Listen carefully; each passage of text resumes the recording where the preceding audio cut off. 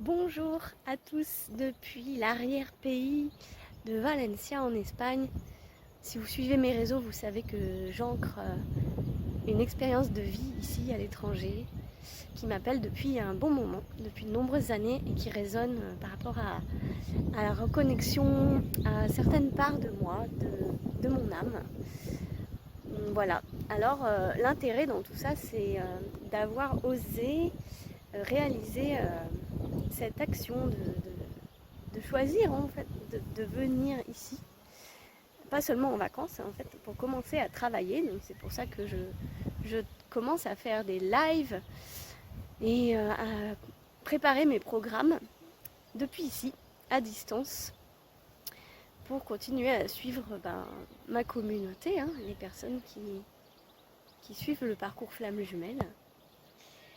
Et ça a été une grande étape pour moi en fait de décider de passer à l'acte parce que comme je l'ai évoqué dans une ancienne vidéo, j'ai toujours pensé intérieurement que j'étais en parcours Flamme Jumelle, donc chaque pas que j'allais faire qui n'était pas vers mon jumeau allait m'éloigner de lui.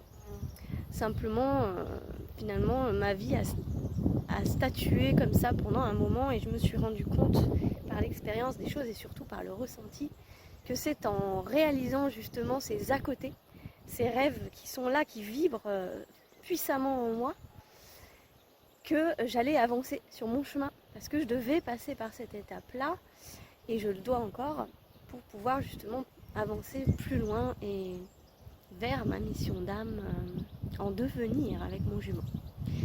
Chaque chose en son temps et c'est l'univers qui orchestre tout ça, on n'a pas le contrôle sur tout. Et l'invitation pour le parcours Flamme Jumelle, c'est écoute ton cœur, écoute juste ce que tu as envie. Arrête de penser il faut que, non je dois que, j'ai ça à assumer. Non, en fait, le parcours Flamme Jumelle, il invite à lâcher absolument tout. Lâcher prise sur tout ce qui se passe dans ta vie. Toutes ces anciennes croyances, ces murs que tu t'es posés parce qu'on t'a éduqué de cette façon-là, c'est pas de ta faute, hein. C'est de la faute à personne, c'est juste le jeu de la vie et des conditionnements dont on a hérité depuis toujours.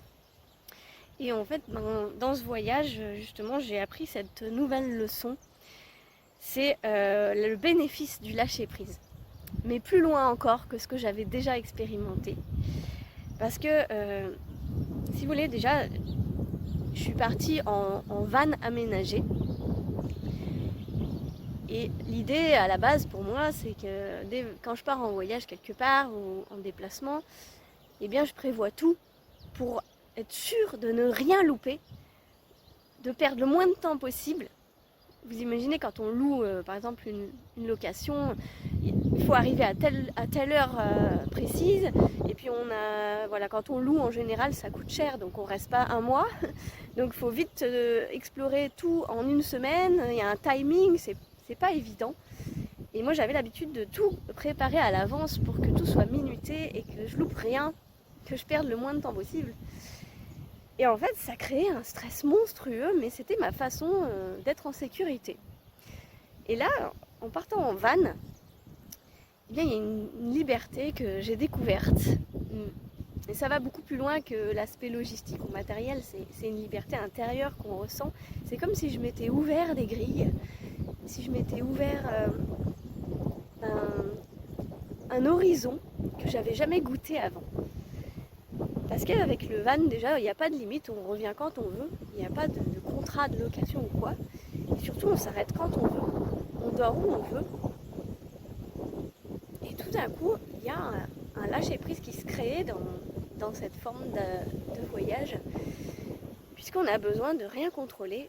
Et bien au contraire, en se laissant porter par l'écoute de nos envies, où je m'arrête où, je dors où, je mange quand, je mange où, et bien il y a des surprises qui se passent, qui sont au-delà de nos espérances.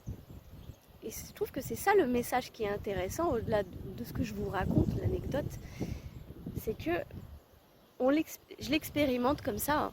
Le fait de lâcher le contrôle m'apporte, depuis cette année, des surprises énormissimes, des bénédictions même, Parce que là où il y a la surprise, eh bien il y a l'ouverture de cœur, il y a une ouverture de cœur, d'amour qui se passe en moi. Et c'est de la grâce, toute chaude qui tombe du ciel comme ça. Et je suis en gratitude. Donc c'est magnifique. Et je vous raconte encore une autre anecdote parce qu'il y en a plein des comme ça. C'est chaque jour à sa petite surprise comme ça.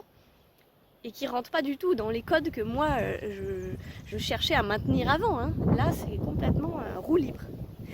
Et bien en fait je suis accompagnée avec un de mes gardiens âme sœur sur ce chemin en van, puisqu'il me soutient dans ce projet d'aller à l'étranger, même si lui il ne se projette pas sur place, mais en tout cas il m'accompagne dans mes démarches.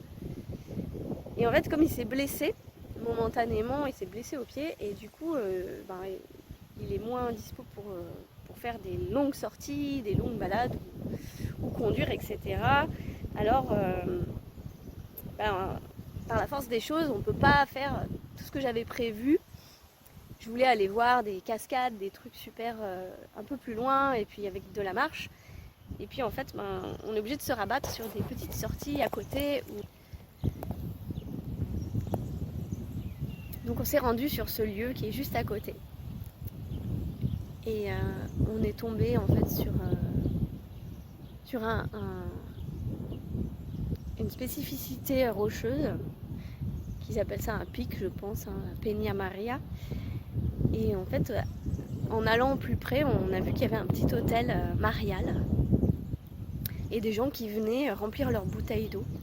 Alors je m'approche des personnes et il y avait une dame là, et je lui demande je lui demande est-ce que c'est une eau sacrée, qu'est-ce qu'il y a ici de spécial, et elle me répond oui, il y a eu une apparition de la Vierge ici. Alors j'étais pas du tout au courant, voilà. Toutes mes recherches sur internet de les lieux à visiter à tout prix, à pas louper, et bien celle-là, elle n'y était pas. La surprise, alors voilà, c'est vraiment ça. L'histoire, c'est que quand on lâche ce qu'on croit qui est mieux pour nous, il y a des surprises magiques qui se postent, qui viennent nous dire regarde, regarde. C'est comme si l'univers venait nous dire regarde comme tu peux te reposer sur moi, comme tu peux te laisser aller, te laisser porter par le cours de la vie, parce que tu vas rien louper. Au contraire, moi j'ai plein de choses à t'apporter, mais si tu fermes les portes en cloisonnant tes souhaits, je pourrais pas entrer et poser cette eau bénite sur ton chemin. Donc c'est magnifique. Je trouve que c'est vraiment des choses qu'on peut raconter. C'est pour ça que je partage ça sur internet. C'est pas pour vous raconter ma vie, mais c'est pour l'enseignement qu'il y a derrière. Donc je termine cette capsule en vous disant que en fait on croit que l'Espagne c'est sec et plat. Encore des croyances, des conditionnements, voilà. Pour ceux qui connaissent pas très bien cette région, moi là où je suis, j'ai découvert qu'il y a plein de sources d'eau pure, d'eau douce, qui sortent d'on ne sait où, puisqu'il n'y a pas de montagne enneigée ici. Ce sont des sources souterraines qui sont là, qui sont présentes, l'énergie de l'eau. Alors en termes de cheminement intérieur, c'est vraiment un signe de purification sur ma route. Et je vous envoie tout ce que je croise sur mon chemin, dans ces fréquences de lumière, ces fréquences mariales intérieures. Et je vous dis à très vite pour de prochaines aventures.